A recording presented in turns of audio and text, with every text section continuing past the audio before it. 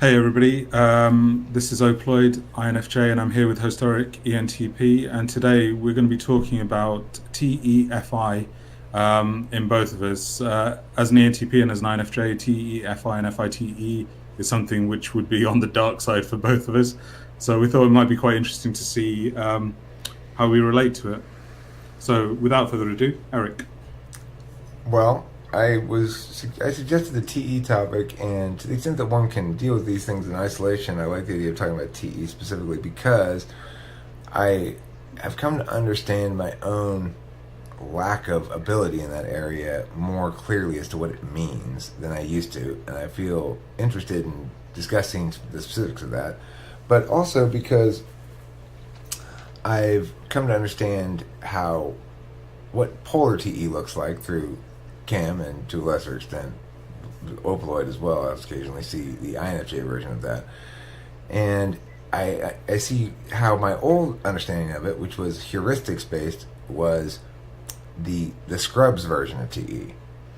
So I guess let's start there. What I mean by heuristics based is shit like, remember, Eric, when you're drilling shit in, try to use the same screw every time so that when you pull it out, you don't have to change screw bit heads or whatever. Don't try to save screws by using scraps and ends like you sometimes do or whatever. Well, okay. So those kind of rules that I think, my TE is getting better. I'm building this pile of heuristics. I'm remembering, check to make sure you move shit out of the way before you move something across the room. Well, those heuristics do actually, that's one way of improving your TE, but it's the slow, clumsy, stumbly way of doing it. It's what happens when you don't actually think ever really in terms of interrelational spatial systems shit that counts as impacts like that, TE. You don't really think like that. Cool, cool. Yeah, I think I get the gist of what you're saying. The heuristics thing was it resonated with me to a certain extent. It's funny actually that we're talking about this topic because earlier today, or it might have been actually yesterday, I don't know, it was a bit of a blur. I was talking to an ENTJ, somebody I think is an ENTJ. So they have an I in their first and they have TE in their second. And I was asking them, so when you're just going about your normal way of being, yeah, are you naturally just TEing everything? Are you naturally just extroverted thinking everything that you come across? So you just see something and you're like, yeah, you should do this, and it'll fit together and it'll work perfectly. And it reminded me of your neighbor Cameron, who is also likely an ISTJ, and you've told me that he likewise, you'll go to him with problems and he'll just be like, yeah, you need to do bang, it'll work. And it was funny that the ENTJ, and I would imagine it's the same for the ISTJ, would say, yeah, that's pretty much like what happens, that there's a seamlessness without intentionality. Whereas I've noticed in myself, like what you've just said, I have to actually put the effort and intention in to remind myself that, hang on a minute, if I'm making a sandwich, I've got to butter the bread first before I stick in the ham, before I do this, before I do that. And there's a sort of composing myself and thinking, oh, hang on a minute, what's the next thing? And what's the next thing? Obviously, if I've done it a lot, it becomes more second nature. I think ISTJs and INTJs display that same TE thing very differently, though. Like, I think INTJs, because they're dealing with things that are actually objective, which is to say ideas more, they're dealing more in metaphysical realities, namely word-based shit, communication stuff. That they are more, they're more like that than ISTJs. What I learned from Cameron is the way in which half of TE is looking. Like, what Cameron will do is, if there's a problem approaching, the first thing he'll do is things like, okay, well, first let's unplug it, and then let's look at it for a while. And so he'll look all around the thing. And when I was saying, I don't get how this fucking thing is supposed to work, Cameron, I can't get this blade to go in here. It's like when it breaks, how do you make it go close enough together you can fit the blade in like it's supposed to fit in? I don't get it. So the first thing he does, he doesn't focus on the blade or pushing those things together, he looks all around the thing at unrelated stuff to me. Well, I'm focused here because this is the blade and this is where the problem is. He's looking at other parts of the thing. Well, what else does this thing have? Let me take an overall assessment of this thing. That kind of stop and garner informational resources is something I rarely, if ever, do in any context. Yeah. I just want to address what you just said, and I will in 1 second. I think I made a mistake when I was describing the friend that I was speaking about. The friend is actually an ENTJ, so is leading with TE with NI in the second. And I think I gave the description for an INTJ. Yeah, I'm sorry about that, people. You did. I made the same mistake the other day, so. Yeah, it's cool. But anyway, going back to what you just said, Eric, I was listening and I was like thinking if I was in a situation, for example, like if I had to fix a lawnmower handle or something like that, and like there's a hinge and a screw and all that sort of stuff, it doesn't immediately come to mind what I would do. But listening to you, I wonder, do you start with that sort of like immediate region? And then if it doesn't work, you start branching out. And if you can't see what's not working there, then you branch out even further and you increase the sort of like the schema of the object to figure out why this point here doesn't work. Whereas what you're describing with Cameron is sort of like there's more of a holistic circular look at it first, and then that's how that thing will work in relation to. There's an assumption that you can't figure shit out with your ideation. It's implicit in the way Cameron goes about TEing. There's an assumption that I can figure out shit with my ideation that's not true. Basically, Cameron always remember, we're dealing with this actual thing, not approximations of it. We're not talking about rules about it. We're not talking about the way it ought to be, or even the way it is. We're talking about a situation where we have a status quo and a desired outcome, and it's like the only way to get from here to there is using my senses, and that means my TE, which is not purely like, it's not extroverted or introverted sensing, but it still requires active, regular, real time for somebody who's got it on the 1-2, I think.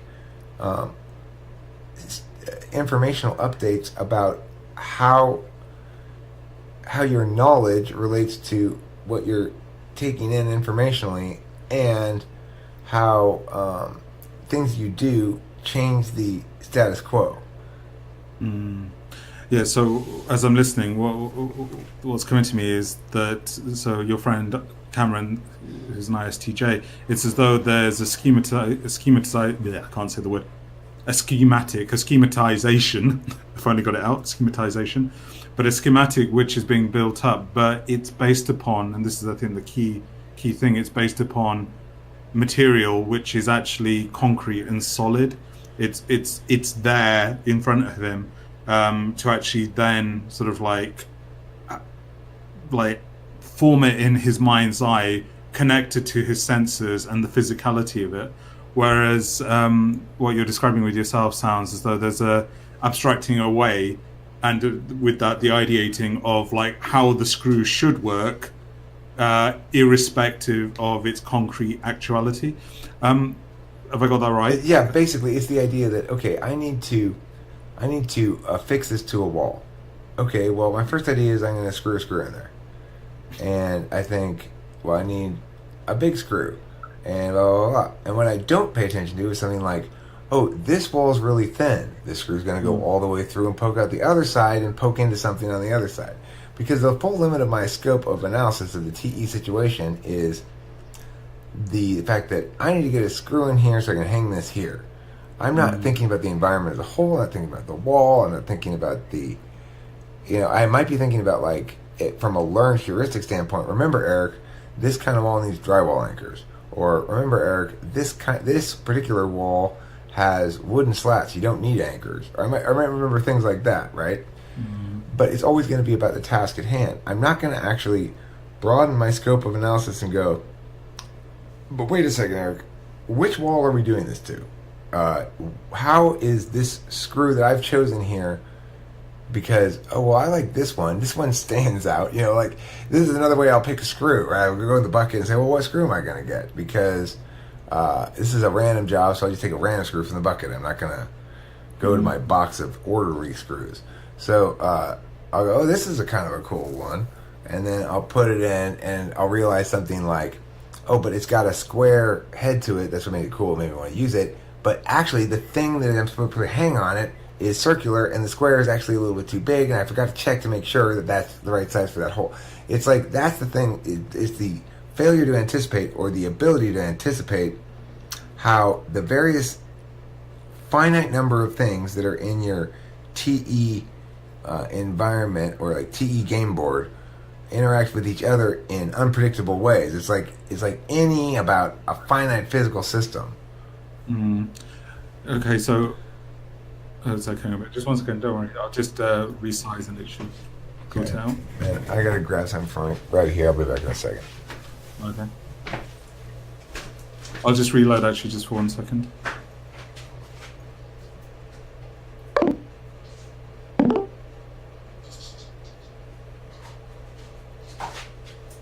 Oh yeah, I'm back.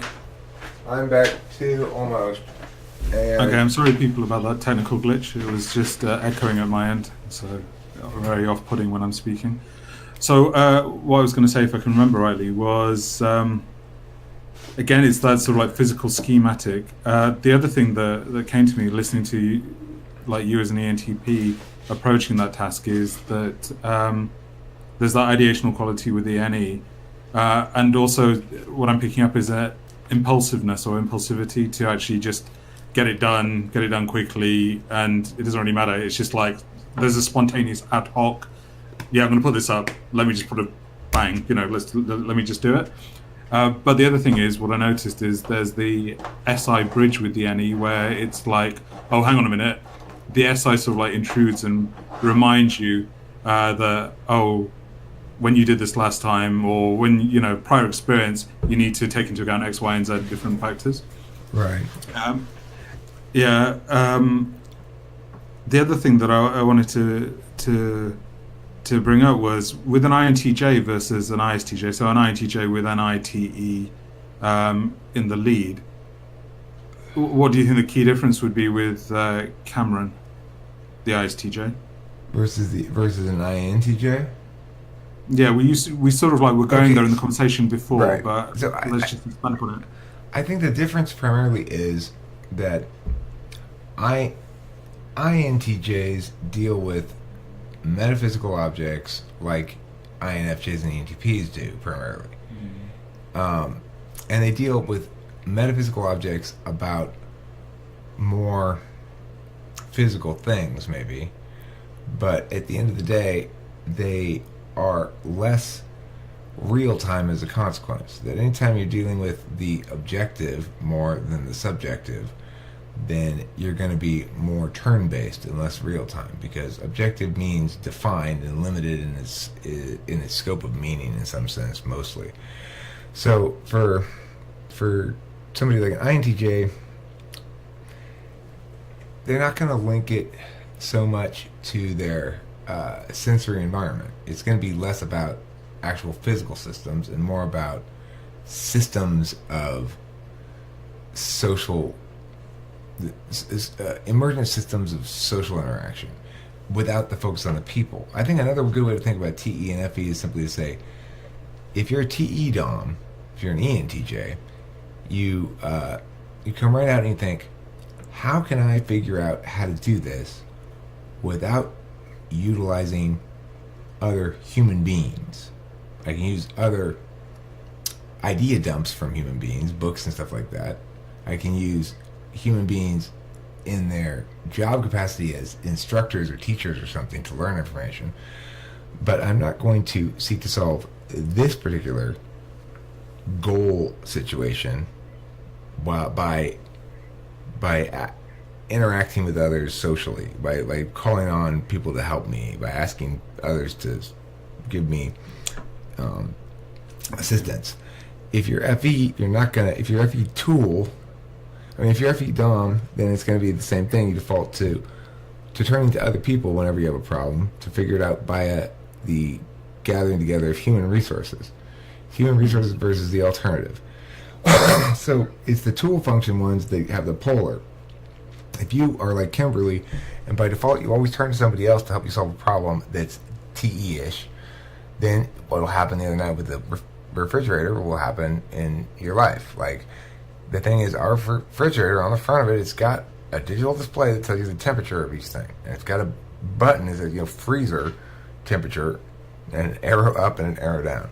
She complained to me for about 4 days about the freezer being too warm. And finally, I just turned it down. I was like, well, I wonder why she's not just turning it down. There must be something else. There must be something else going on here. Anyway, eventually, I just turned it down 4 degrees. I was like, is that better? And she's like, yes, thank you. Oh. Well, I mean, it's right on the fucking front of the freezer. It says freezer temperature up or down. Instead of pushing the down button, she complained to me about it 4 days until I did it. Now, the thing is, the reason behind that had to do with her original interaction with the temperatures on the freezer when we first installed it. She looked it up on the internet what temperature it was supposed to be at, again, seeking the assistance of others, couldn't find the information, and threw up her hands in frustration, never to dirty her fingers with freezer or refrigerator temperature again, apparently. That's quite telling, isn't it? When it's there, but literally it's blind as per the 7th. I was thinking about myself and in a similar situation. Actually, 2 scenarios come to mind. One is I hate doing stuff. I hate cooking. I hate DIY. I really loathe all that sort of stuff. Just get me out there. Get me out of there as soon as possible. And I was thinking that I was making some food for myself, unfortunately, and I was thinking to myself, this would probably be the worst occupation for me to do, which would be being a chef. Busy kitchen, whatever, but it wouldn't even have to be busy. Even if it was for a small number of people, I would just really dread doing that. And I wanted to ask you, do you think that links to polar TE at all? And this, the second scenario, I'll come to in a second. So that first one, what do you think? Okay, yeah, I think it links to polar TE and being NI. So there's a distinction to be made between you and Kimberly. One thing that Kimberly has mastered and feels proud about and is glad that she has the skill and how she deals with TE, she's had to learn how to do some ratio math and stuff in her head related to mixing colors for hair, and also to sort of guesstimate a certain shade. There's a certain shit you learn in hairdresser school or something, It's a set of skills for mixing the colors. She's mastered that set of skills, and she knows she got that as an SI-TE package. She knows how to SI apply the same thing every time, exactly the same way. That would drive you crazy because you don't like the idea of repeating the exact process. You like the idea of understanding the gist and therefore being able to manifest it in whatever way in the moment because... Yeah, and that actually ties in with the second scenario, which was to do with the same situation of the fridge freezer and moving the dial or whatever it might be. I was thinking, how is what I'm about to describe not TE? And what I was going to say to you is, if I was faced with the same situation, I try and sort of analyze how the fridge worked, and try and sort of have a hunch come to me of what needs to be done. Obviously, the example that you used is pretty obvious with the up-down thingamajig. I may not see that. That's one thing I want to put out there, that I may not actually see that up-down thing. It took me 4 days to actually respond to it. Yeah. That's some SE iffiness there, right? Yeah, well, I've been in many situations where something will literally be in front of me, it'll be here, and I'll be like, I wonder where this fucking thing is, and it's then lo and behold, a few days later, it's oh, there it is. Um, but I was going to say that I would. Well, I wanted your opinion actually. I'm thinking that this is TIing into TE. I would analyze the fridge, like the makeup of the fridge, blah blah blah blah blah blah, and what I think or where I'm guided towards the problem being, but not necessarily with a checklist in mind of, oh, it's either this or it's this or it's this or it's this or whatever, but just simply like, oh, I think it's probably linked to this thing here, and if it's not linked to that thing there, then I'd probably give up. Does that sound like Polity or not? Yeah, because it's you're trying to deduce out the general rule, whereas TE is fundamentally, first and foremost, particularist. It's saying, how are the unique particular aspects of this situation such that that this is the best way or how to do it. So, like, for example, an area where an INTJ would have a lot more TE, common ground with ENTP than an ISTJ would be music production, which has a lot of TE shit to it.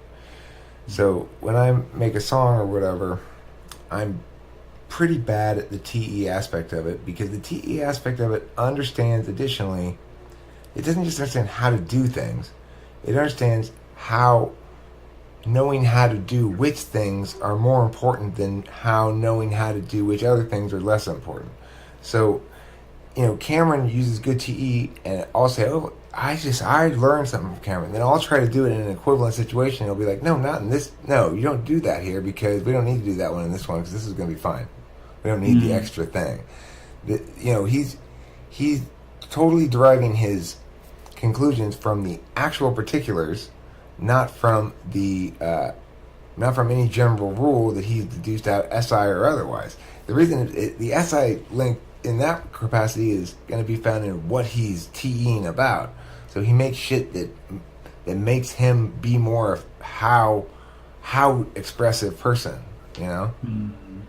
Yeah, I get you. And what's coming to me is that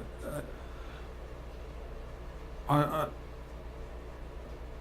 think this is accurate, what I'm about to say. It sounds as though the TE person actually is aware not just of the task in front of them and the particulars of the task in front of them, but they're aware and with full knowledge of the tools at their disposal and the efficacy of those tools to complete the task. Whereas when I was thinking about myself, if I'm solving something, I think my sort of like approach is quite happen chance. If I'm guided towards what I think the answer is or the solution and it works, brilliant, eureka. But beyond that and like experimenting, I wouldn't.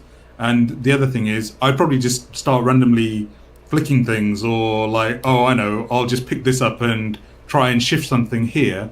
But I wouldn't know that the thing that I've picked up to try and flick or adjust over here will actually do the job. I don't know, or I don't have any gauge of the efficacy involved in the tool or the task. You're in a conditionality frame. It's totally a conditionality versus a causality frame. If you're engaged in no undue editing of something, I'm gonna edit my book. However, there's only one manuscript of it. It's on paper. I'm going to physically cut out the sentences from the paper and burn them in order to edit it. Then you're going to be a lot more cautious about making decisions. As somebody who, like me, is used to working with ideas and words, is a conditional reality. So it's perfectly fine to do trial and error. If I'm not quite sure how to parent. I just have 4 or 5 kids and try wildly different parenting styles on each one to find out how to parent. That wouldn't work, right? That's why we have things other than expert intuition to guide us in life, like your feelings. Well, let me just try hitting the kid in the face randomly every hour and see how that goes. Your introverted feeling will say, even you, polar introverted feeling person, are aware that that when the child, it seems, unhappy or suffers, that you seem to have this correlative suffering and that you love her, and so he's going to make you feel bad if you hit her. It's like, so things other than extroverted intuition get in there and check you, right? Well, Mm-hmm. I think that's what TE is doing there is saying, no, pay attention to the non-universal aspects of this. It's just weird when paired with NI because it's saying let's pay attention to the non-universal aspects of this set of universals. How is this set of universal things here unique in ways that allow me to exploit it, even though it's made of the same notes as everything else? Yeah, I think I got the general gist of what you just said. Just refresh my memory. You know the sixth function in socionics or even in your own framework. What do you call that? Countervalued. Countervalued. Okay, so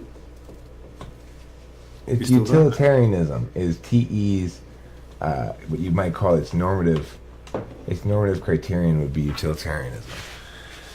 Except it wouldn't really be utilitarianism. Utilitarianism says greatest good for greatest number. Now, what's implicit, that's where you end up concluding, where you end up staking your philosophical stakes when you begin at self-centric impacts calculuses. So you begin at self-interest and go, all right, well, I want whatever this situation is to play out so that, I get the most money. Mhm. That's where TE begins, because it knows what it wants. It may want things that are more or less generous or group-minded or whatever. It doesn't really matter. The point is, it knows what it wants first, and then it figures out how to get it based on exactly the particulars of what the individual wants. The individual's feelings are themselves the ultimate particularism. So the specifics of the situation are always going to stem from the feelings, which defines the goal. And the particulars of the physical world, which are always unique to the exact thing you're dealing with, are going to define the specifics of the extroverted thinking, the logics of the world. Yeah, the reason I was asking about the sixth is because you as an ENTP, you're second and third, so your TIFE is the reverse for me, so I'm FETI, and sixth and seventh are likewise going to be reversed, so TEFI and FITE are going to be in the different positions. So I'm wondering sort of like about your TE, which is countervalue. Do you think it then ties in with countervaluing your FI to a certain extent, or do you not think that the sixth and seventh are linked in that way? Well, in my ordinals, the early data suggests, and this is certainly by no means conclusive, I need to gather a lot more data, and I am gathering it, and I'm going to look at it, but it suggests that your most actually countervalued functions are your sixth and eighth. Your seventh is less countervalued. In other words, people have conflicted relationships about their polar. They understand it not well enough to see it as something they fail at, and they understand it not well enough to really appreciate what's good about it, but they understand it well enough to appreciate some surface casualties about it that may even represent misunderstandings, but they don't even get that they're misunderstanding it. So it's like, oh yeah, I love Italians. They're the ones with the pointy wooden shoes and the windmills, and they're wonderful. Yeah, I love Italians. And when somebody asks me about Italians, I go, Italians, they're great. They're our Scandinavian friends with the windmills and the tulips. They're wonderful people.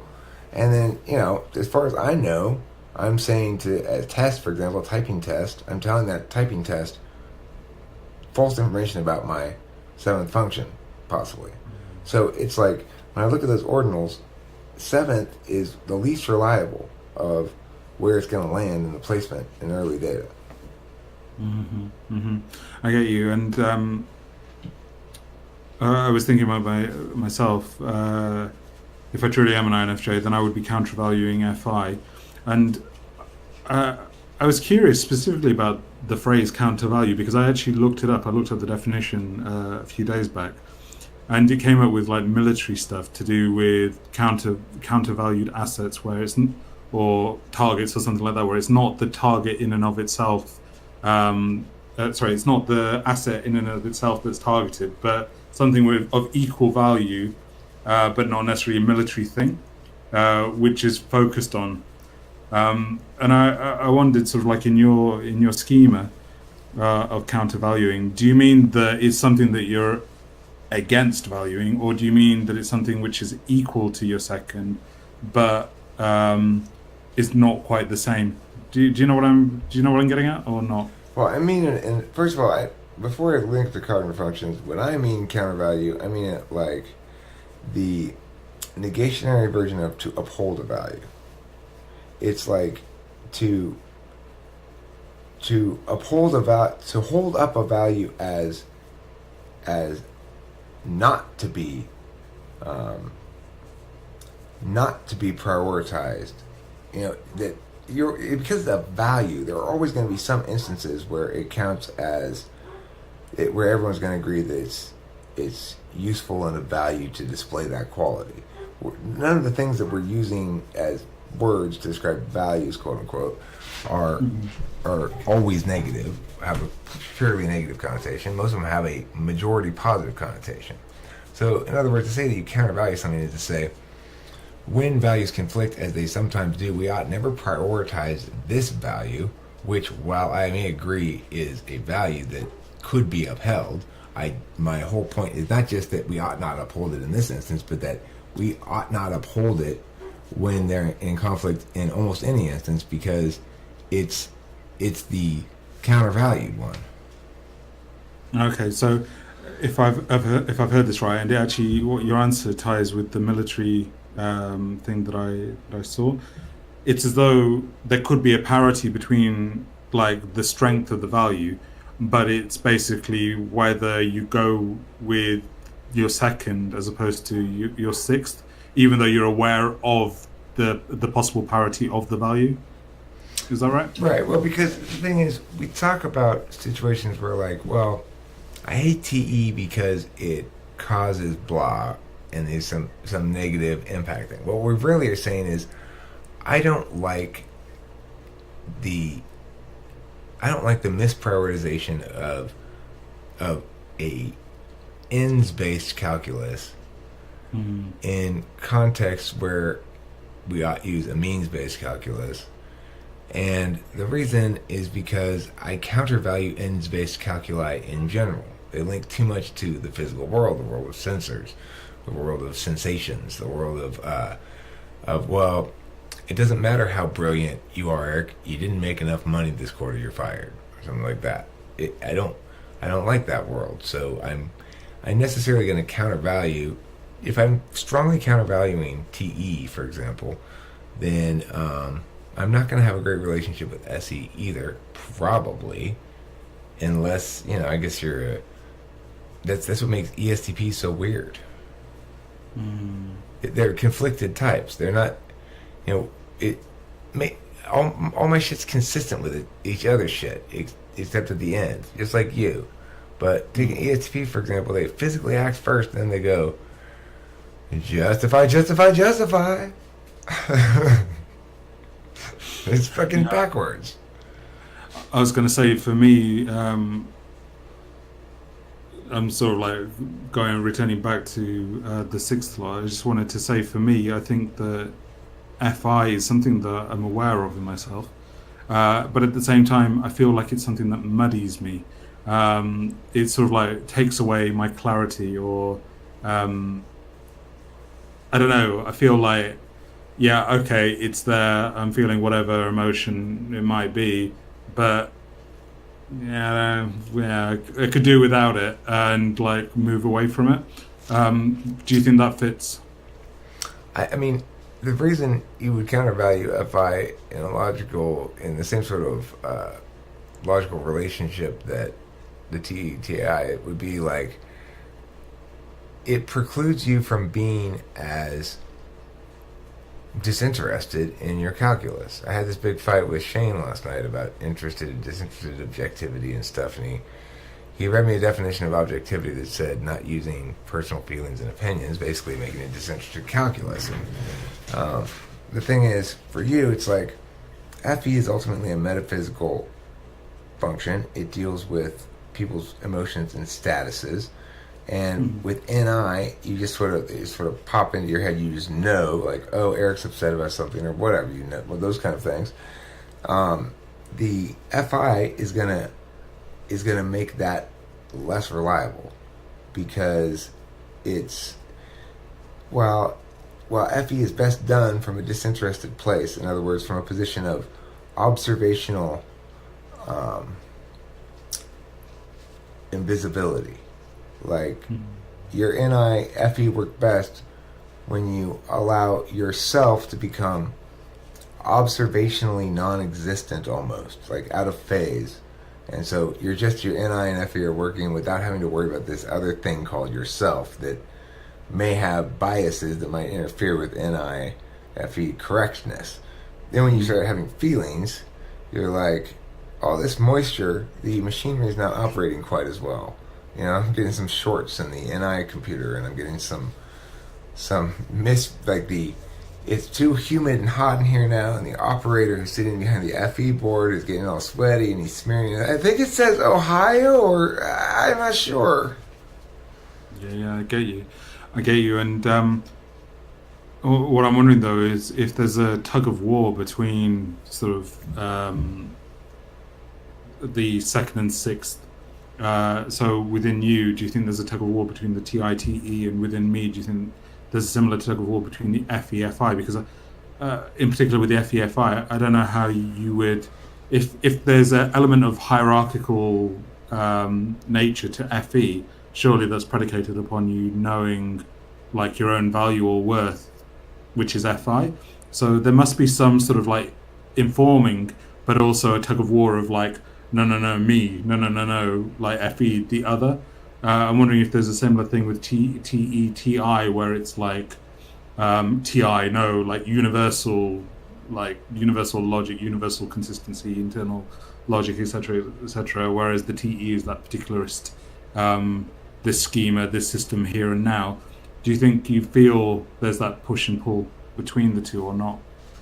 Well, I think one way to evaluate the push and pull thing is to say that it's an area of low demandingness and easy slack cutting. So I don't expect other people to provide a lot of TE. I mean, I've come to expect it from sort of a SI. This seems to keep happening over and over away from Cameron, but I don't. If somebody is consistently bad TE around me, it doesn't bother me. Mm-hmm. Like when Kim washed the telephone, I didn't get upset at all. I was just like, well, shit happens. You know, I know, shit happens. Shit happens, you know? That's just generally my attitude about things. Even though some things bug me about Kim, like the way that she always dirties too many dishes when making something simple. She can make herself a plate of cottage cheese, and it'll take her 2 pots, a ladle, an ice cream maker, and 6 spoons. You know, it's ridiculous. So, she that does bug me. Like, why are there so many goddamn dishes, Kim? You just made a bowl of soup from a can. Anyway, it doesn't. I never actually get mad about it. It's not something that would bother me like certain other kind of things potentially would. So it's important to think of it in that regard towards others. Now, towards myself, I get frustrated with my own bad TE at myself. But getting frustrated at yourself and, say, feeling genuinely bad about yourself are different things.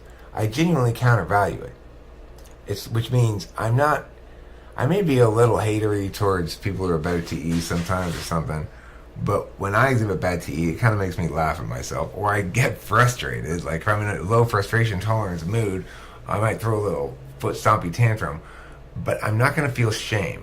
I'm not going to feel inadequacy. I just frankly countervalue that shit. I just don't think it's important. I genuinely don't. I'm not just saying that to try to make everybody else think that. That's the same thing with you and FI, which is why it's important, because I'm polar FI, that Kim genuinely doesn't care about FI. Really. Yeah. I mean, my relationship with I I'm not sure what to say because I think I don't know if this is true of other INFJs or not. Maybe I'm mistyped or whatever, but I'm starting to really appreciate FI a lot and sort of what it gives, and I'm seeing it as actually something which is quite precious, even though it's something that I don't think I do that frequently, or perhaps not as frequently as I should. I don't know, but I wonder, do you think you experienced that with your TE, where you think actually there is some substance there that, you've just said like, oh, I really countervalue it. I genuinely countervalue it, but do you? But hey, let me explain how I think you genuinely countervalue FI. So Okay, got it. note that, like, if you were to talk to me about our friendship, it wouldn't be important to you to hear from me that I don't want you to hang out with other people. No, oh boy, we have a special. Don't go do this with anybody else. Come on. You wouldn't want to hear that from me. If you heard that from me, it wouldn't make you like me more or something. You wouldn't respect it for what it is, like authentic jealousy or something like that. You don't seek it, and when people make mistakes in that area, like, which is to say, I might be like, do things that are inconsistent with high FI. For example, not really be like, oh, lighten up, I just said that, whatever. Like, this kind of shit is countervalued FI as well.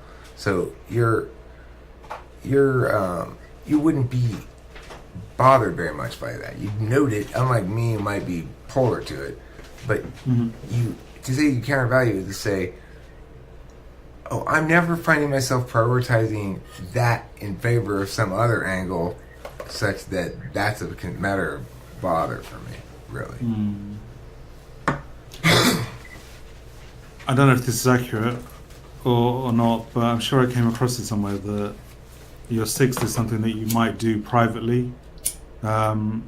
So maybe that's what I'm alluding to about preciousness and stuff like that, because I'm beginning to appreciate, like in the example that you've used about me countervaluing FI, that seems to be a countervaluing of FI in others, but I'm wondering about valuing FI within myself, even though it might muddy or make things murky.